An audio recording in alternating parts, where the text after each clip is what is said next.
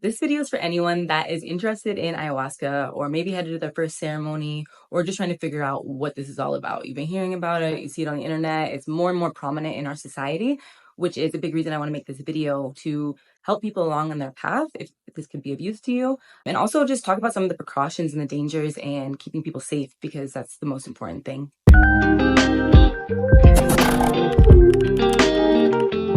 This video is going to be an overview of a bunch of questions that I would want answered for myself or that friends have asked me over the years going into ayahuasca ceremony. So let's start off with the basics. What is ayahuasca?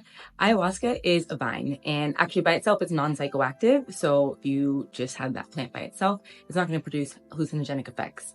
But ayahuasca, when combined with a plant called chacruna and sometimes other DMT containing plants, chacruna has a high DMT content, that's why it's mixed with ayahuasca, then you get a brew, and it's a long process. It's boiled over hours and hours, and it's prayed over, and it's sung to create a tiny cup of tea. So what you would drink in a ceremony is ayahuasca tea or ayahuasca brew. The way that brew works in our bodies, ayahuasca vine is an MAOI, so a monoamine oxidase inhibitor.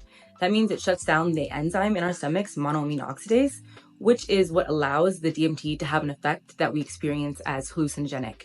What was my first ceremony like? Okay, so my first ceremony, I walk in and I'm like, these people are crazy. Everybody's wearing white, which is traditional for ayahuasca ceremony, which can feel very culty. And I was like, what have I done? Why am I here? I literally, because it was a square room, I sat myself in the corner because that means there would be one less person I would have to talk to. And I was like, these people are crazy. I wanted to leave, but I stayed, and many of those people became my friends over the years that I'm still friends with. Many had great gifts to share with me and teach me. I gained a mentor in that ceremony, that first ceremony, and she was one of the people I was like, that's the weirdest one out of all of them.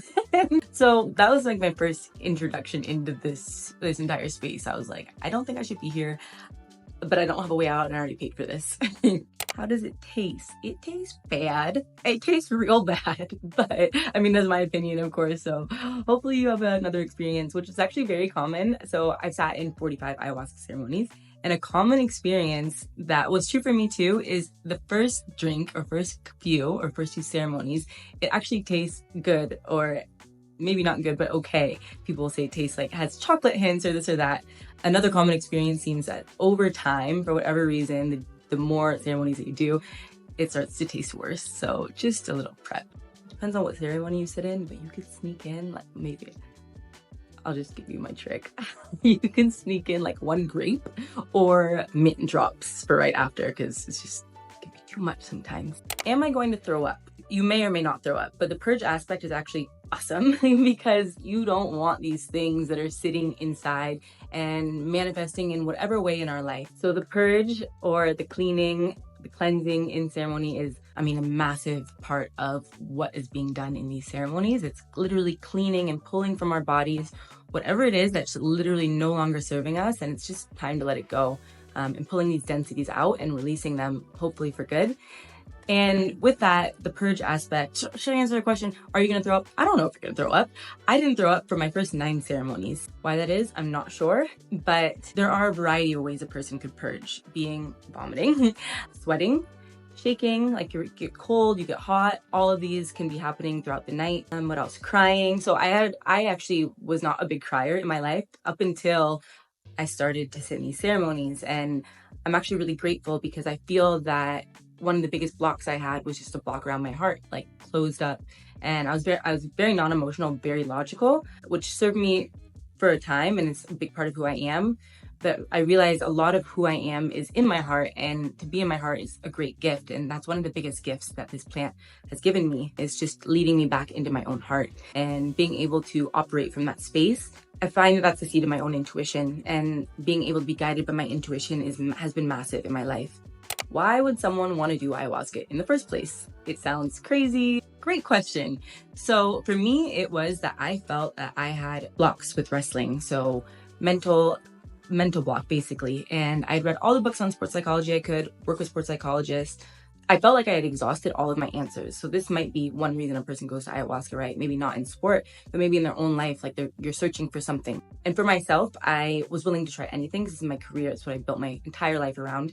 and I heard about this plant and I had actually been researching it for 5 years before I ever sat in my first ayahuasca ceremony. I would say I'm a completely different person than I was at that time, and that's something I'm really grateful for. Not that I didn't like who I was. Well, actually, yeah, I probably didn't like who I was in a variety of capacities. I was more closed off. I wasn't able to feel that deeply, and that's actually why I came to ayahuasca, because I heard about this plant that can help you with, it seems like everything, right? When you read about it on the internet, people have all these tremendous experiences, which is something I'd like to talk about actually, is navigating expectations. But for me, I was like, well, let's see what it can do for my mission in life. I felt I might have energetic blocks, like something blocking me off, something deeper here that I'm missing that would help me along this path, which I really feel it did. Will ayahuasca make me want to quit my job and become a hippie? Is a common question that I've gotten over the years. I have a few different answers to this question. One, I have not known anyone to actually do that from a number of friends on similar paths to me in sport as well, where, you know, it's a very strict path. And that's something I think a lot of people are nervous of or afraid of in sport is, you know, will this completely off track me? And I have not seen that happen, but not to say that it couldn't happen or wouldn't happen. And that's why my second answer to this question is, I think that if you're on a path for your highest and greatest good, that's the path you're going to be on. And it's only going to, I mean, I can't say for sure. Within my experience, it's helped me along my path. Nothing said stop wrestling. Nothing said don't fight. Actually, quite the opposite. And that's a long story, which I'll be happy to share in another video, but quite the opposite. Everything was pushing me further and deeper onto my path in a better way. But I would say that if I was completely off track in life, completely off my path, working in a job that didn't suit me and, you know, had nothing to do with my purpose in life, maybe I would have been redirected from that path. And that might be a scenario where someone quits a job or that. What I believe is true is that the plants lead you back into yourself, and it depends on your intentions. In that capacity, if a person is off their path, they may be redirected or guided onto what would be for their highest and greatest good. I don't know. It depends. Another thing with this that I think is just an important tip with ceremony is letting the dust settle after ceremony, because you'll be in very different spaces, and coming back into our 3D life, it's not exactly the right time to start making crazy decisions about anything. It's just time to get regrounded and begin integrating the lessons learned in ceremony. So I actually went on a date with a guy and it was going nowhere, but some way, somehow, ayahuasca came up and I was like, wait, you know what this is and how to, like, a place to do it? So I get this information from this guy and end up sitting in ceremony. And it took a while. It took about 3 months until it actually came to fruition. And that's something I want to note for anyone that is interested is, how will you find a ceremony? How did I find a ceremony? It came to me. It truly came to me because I was called to this work and to this medicine. And I think that's the truth of the situation, is that it will come to you if you truly feel called to this. And not everyone feels called to do ayahuasca. If you feel called, follow the path of your calling and it'll bring you to the right place. Not promise. And it might take a while. There might be delays, and those delays are often an important time of preparation. So for myself, I was delayed by a few months, and it was important because I needed to prepare my body, and I'm sure there was mental and emotional preparation happening too. One thing I've noticed is people often get called to do some work with mushrooms first because it can kind of peel back layers, microdosing or other guided trips. It's also just important to work with whatever comes up in that meantime, because it's probably to do with what you're going to, something to do with ceremony. So if emotional work is coming up, or if your body has medication in it and it needs to be cleared, which I'll talk about later in the video, it's very important to heed that and work with that as it comes. That'll be a large part of preparation, and becoming aware of those things will just help you along in that ceremony in the end. So my way to go about it would be to set my intentions and commit to myself and going to ceremony, and then see kind of what comes up in life and over the coming weeks, coming days, coming months. Everything truly happens in divine timing. I can't explain how much I've learned that through these ceremonies, that everything's going to happen exactly the way it's supposed to and without forcing it, because maybe you need to end up in the exact right ceremony on these dates to meet the person that you're meant to meet, maybe for something in business or a partner in life in some capacity. Ayahuasca has a way of putting the right people together at the right time. And I think that's an important thing that's hard to understand on the forefront, especially if you happen to be a person that's like, I really want to go and I really want to do this, and you're getting delayed. And yeah, so this is something I feel is really important. On the note of finding ceremony, vibe check, and be in your own heart and in your own intuition. And if something feels funny, it might be because it's funny and it's like not a good funny. It's maybe not the right place or the right time or the right person. And I want people to understand that any profession has good and bad, people that are good at what they do, people that don't really know what they're doing. You can go to a trainer, right? Like you can go to the gym, sign up with a trainer. You might get hurt by that trainer if you're following their protocols, but they don't really know what they're doing, or they might not be doing it for the right reasons. There's a number of reasons that you want to be aware going into who you're doing these ceremonies with. I've been very lucky in always having amazing experiences, truly amazing. But I also am very in tune with my intuition. One thing that people hosting should do is have an interview process for you. First of all, if they don't have that, probably shouldn't go there. You want to make sure that you're very well cared for. They should have a list of questions for you, asking about your intentions, especially asking what medication you're on, if any. Some medications are extremely harmful, and really you want to be cleared of most medications at all going into ceremony, which I'll address a little bit later. But you want to sit with someone that you feel comfortable with, and that should be guidance enough. Do you feel comfortable with this person truly in your heart? Because it's confusing, of course. There's a lot of illogical things that are saying like, don't do this in the first place, maybe. Making sure you really feel cared for and this person is a safe person to do some inner work with. And that's with anything, guys. That's with everything in life. You want to make sure these people that you're surrounding yourself with have your best interests in mind. I also want to make people aware of, just the reality. Coming into a ceremony, coming to this plant specifically, people are coming for something to be healed, usually, something to be fixed in some type of vulnerable state. Where there is vulnerability, the fact of the matter is there will be people looking to take advantage of someone in a vulnerable state. I'm not saying this to scare anyone, but to be aware. Truly bring all your awareness with you all the time in life and be aware of what you're getting into, who you're getting into it with, and why. And that should be enough to guide you safely. Once you found the right people, it's very important to heed their advice and listen to what they have to say, because they're there to keep you safe, protect you through this experience, and make it everything that you are hoping it could be. The people doing this work, the practitioners of this work that carry this medicine, they can only do that if you listen and do follow along with the guidance provided. So with that, let's talk about the dieta, or the preparation of the physical body through the diet leading in, which is something that the person that's guiding you should definitely address. And again, if the person has not addressed this, that's maybe a clear sign they're not the best person to do this work with. That said, the dieta is a preparation of the body which serves two primary functions. One, to keep you safe, and two, to start to do the process of cleaning beforehand. And three, I find it to be like a respect to the work. Like anything, if you were getting ready for a high-level sports competition, you're going to diet correctly, you're going to eat correctly in preparation for something that's very important to you. So probably one of the most important parts of the diet is the medication list. A lot of people in our society in the US are on medication, and I've heard miraculous stories of how ayahuasca has helped people get off medication, but it's so important to take this part seriously, because it's very dangerous to mix medications with this plant. The reason being is ayahuasca itself is a monoamine oxidase inhibitor. If you are on any MAOIs for depression, anxiety, those don't go together. It's bad news for you and everyone else involved. That's something I think is really important to get out to people, the understanding that this is serious work and it can have serious health implications if you don't heed the advice given and if you don't take that kind of rule set seriously. MAOIs are just one category on a very long list of things that you should not be taking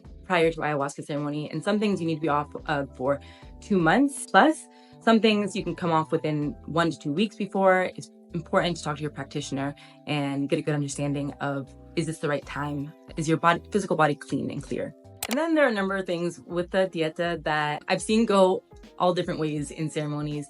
I've gotten a very traditional Peruvian ceremony where they were like, the dieta is not going to affect you, eat whatever you want. I've gotten very strict ceremonies, and I've done it both ways, where I've been very strict with myself leading in and I've been less strict. And for me, the best is just a middle path, a middle ground, avoiding meat, avoiding pork, a middle ground, and listening to my intuition. Because often I was training, so I needed to keep my diet as to what it was. That's one of the most important parts of my sport, right? How do I know if I'm ready?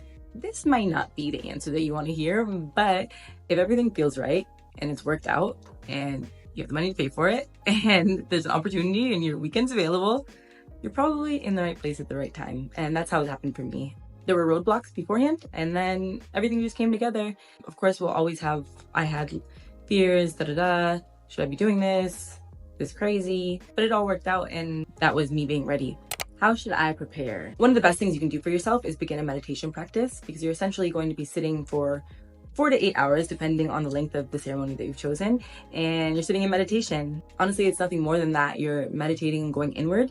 So to develop your capacity to do that over a long period of time, meditating in the days, weeks, months leading up is going to serve you. Other preparations include staying off social media, bringing in any like dramatic ness around you, whether that be TV or people that bring a lot of drama into your life, conversations, just anything that's kind of pulling you in a bunch of different directions, because essentially the goal is to start pulling our energy inward to be able to do this deeper inner work. What should I bring? So your intentions are going to be the number one thing on the list for me. Your intentions are why you're there in the first place. And it might be difficult to set these intentions, right? Because this can be a strange thing, like, what am I even doing? What's happening here?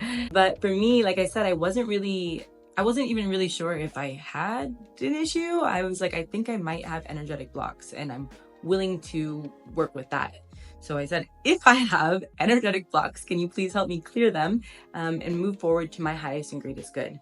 And one of the best tips I ever got from the first curandero I sat with, the first shaman is the word we would use in our culture, was to wrap my intentions like a perfect, beautiful gift. Because this medicine truly works deeply with what we give to it, and it will mirror back often what we are already and what we're experiencing to show us. And with that, it also shows us our power. So you have the power to have this night go in a direction you would like if you choose.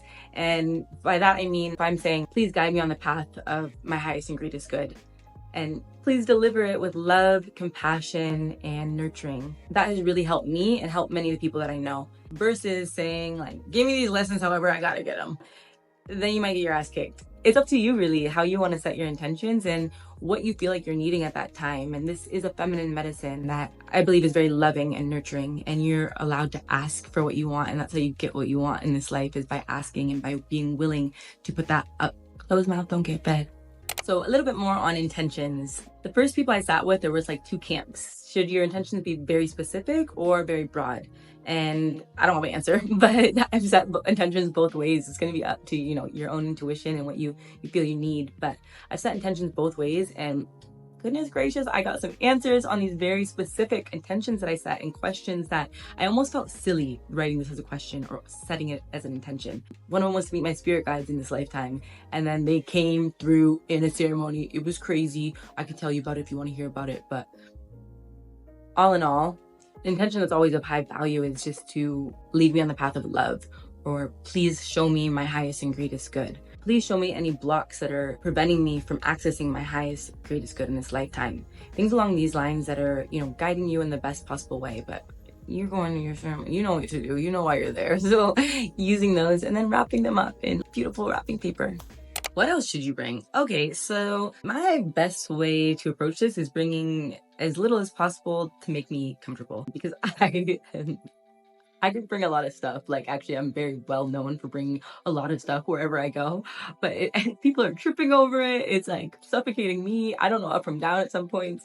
Whatever you need to feel comfortable is probably the best approach. You want to build the comfiest nest you can, really, because you're going to be in it, loving yourself. Yes. So you're going to be sitting for a long period of time, a cushion for under your butt, pillows, blanket, an upright chair, a back cushion, something for under your knees. Again, you want to kind of keep it minimal but comfy. A water bottle that doesn't make a lot of noise. You most likely will not need to bring a bucket for purging. They'll likely provide buckets, but it depends on where you're going, so check on that. If you are meant to bring your own bucket, make sure it's not a metal pot. I sat in ceremony next to someone once that had a metal pot with a metal top on it. So you become very sensitive to sound, light. All your senses are heightened during ceremony, but especially sound. It can be very intrusive to hear big clanging noises around you, which is people drop stuff, trip, whatever.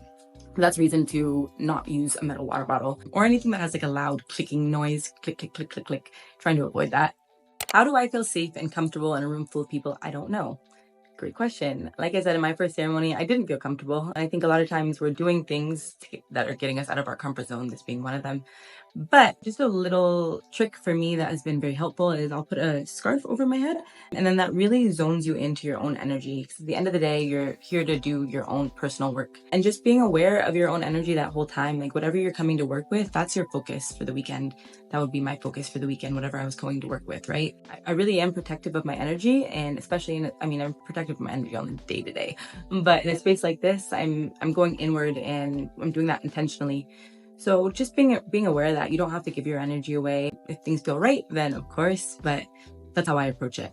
Also, on how to feel and be safe is setting your own energetic protections. And I can make a whole video on this if you guys would like, but one of the big parts of ceremony is protection work. You'll see the people leading the ceremony going around the room, doing different things, going outside, setting protections outside. I imagine it as an energetic blockade, keeping this container that this work is being done in safe and protected.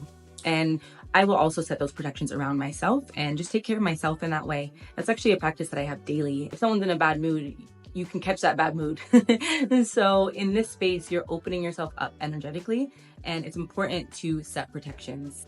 Truly doing that in the way that feels the best to you is probably the best way to do it. But the way that I would do it is I literally sometimes I'll imagine steel around me or a white light encompassing me. And I set a protection around me that any energy not of my highest and greatest good is not allowed to contact me.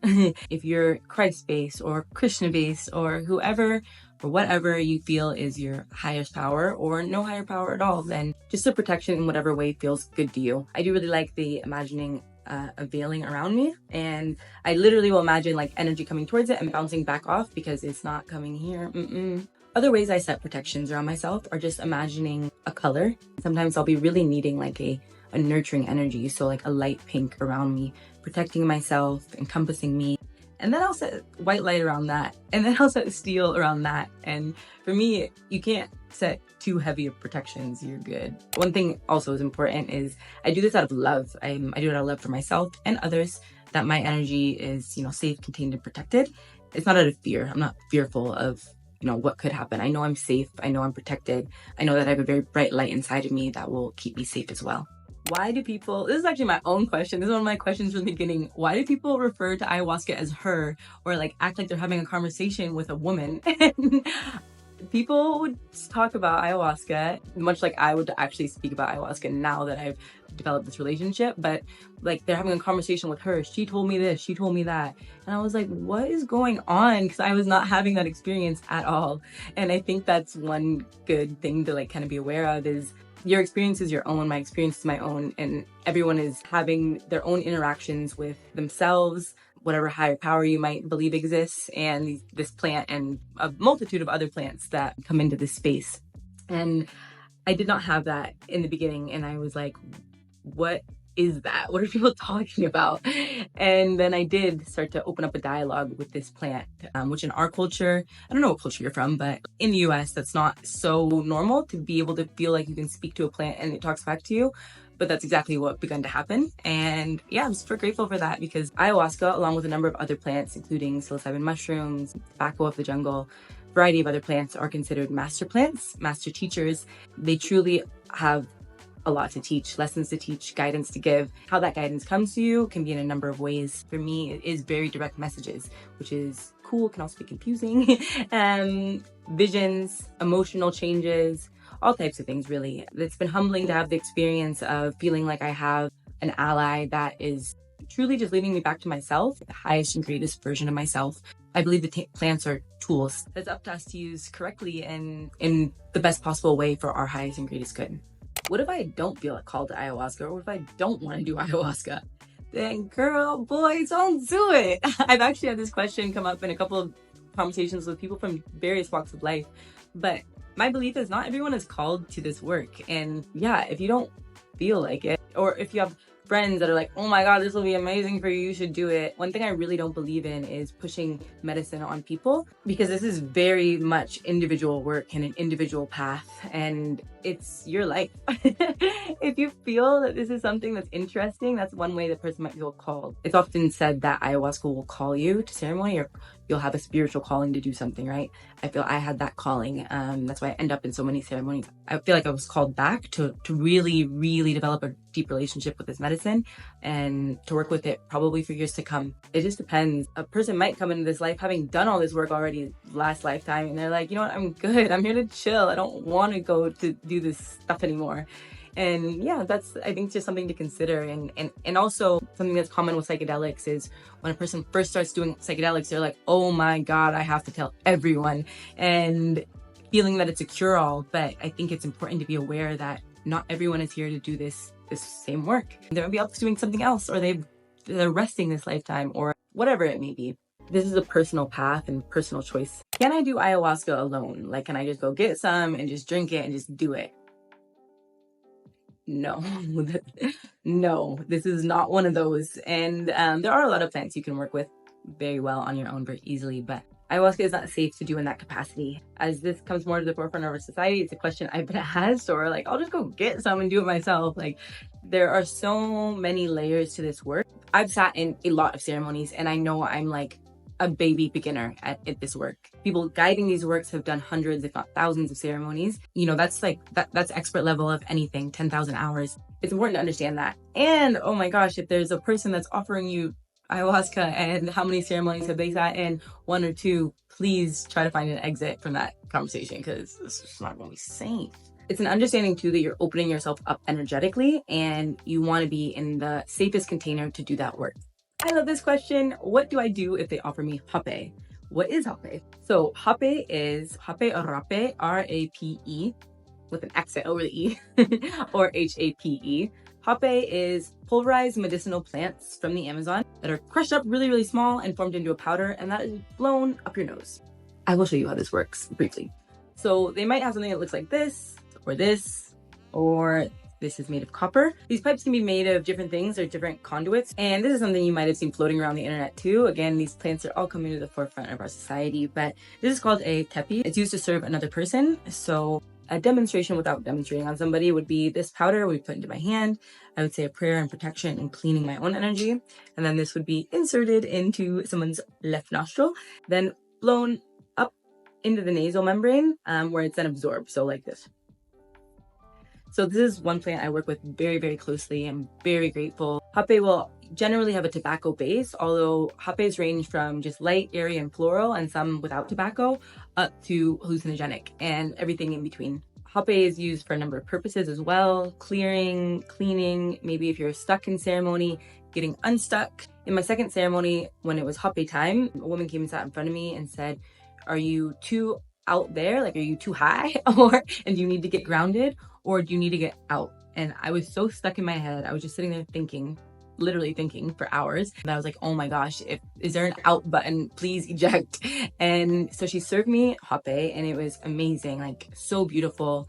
I felt energy open up everywhere in my body. And I was like, I didn't know that I had the capacity to feel this good. Wow, like, is my body capable of feeling this unstuck all the time? And yeah, that's a story for another video. But should you do hapé? I don't know. It's very intuition based. For me, the answer is almost always yes, unless I feel like guidance that it's a no that day. Hapé is like a ceremony within a ceremony, and yeah, I love hapé so much. It's brought so much value to my life. Is it best to go to Peru or somewhere else in the Amazon that hosts ceremony?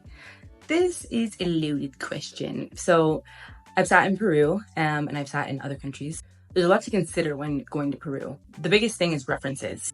I would only sit in ceremony that I had referenced that it was a good ceremony, it was held well, people that I know went there, or I was able to speak to someone that's been there. If that's not possible for you, follow your intuition. But with Peru, there's travel to consider, cost, and expectation. It's a big journey, and I don't have the answer. You'll have the answer. But I think there's value in sitting locally if possible, and if it's legal somewhere around you. That value being that this is a relationship developed over time with both ourselves and this plant. For me, it was nice to be able to do that close to home. There's a lot that goes into the preparation, just being comfortable and preparing. However, there's a lot of value also in going to Peru, where you have nothing else around you but the jungle and other people in this experience. Is one better than the other? I don't believe so. I believe it's what you feel is best for you at the time, and if you feel comfortable with the people that you're going to be sitting with. And that said, I don't believe going to the jungle is the best out the gates if you have another option. There's also a lot going on in the jungle. There are many bugs, many big bugs, and if you've never traveled out of the country, these are things to consider in having the best experience possible. So that's going to wrap up this video, and one of the major themes that I really wanted to incorporate in this video is safety. And safety comes in a number of ways. 1, diet and not being on medication. 2, following the instructions of the practitioner. 3, setting your own protections. And 4, following your intuition. If something doesn't feel right, then try to figure out where that's coming from. Again, as this plant comes to the forefront of our society in miraculous and beautiful ways, I genuinely believe it's here to help us, and here to guide us through very difficult times. It's important that we remain aware of who we're doing it with, what we're getting into, why we're getting into it, the space that we're in as a person. And also, is ayahuasca for everyone? No, for a variety of reasons. One, depends on your family history, which is a question the practitioner should ask. Do you have a history of psychosis? Probably not for you. And is this the right time in your life? Do you have people to help you integrate with after? If any of these questions were interesting, you're like, ooh, I need to actually hear more about that, please do drop it in the comments, and then I'm happy to, I can talk. So drop it in the comments, and then I'd be happy to share more of my experience. So thank you so much for sharing this time with me. If this video helped you in any way, please like and subscribe, as I plan to continue making videos here on YouTube. This is my very first video. Thanks guys, bye.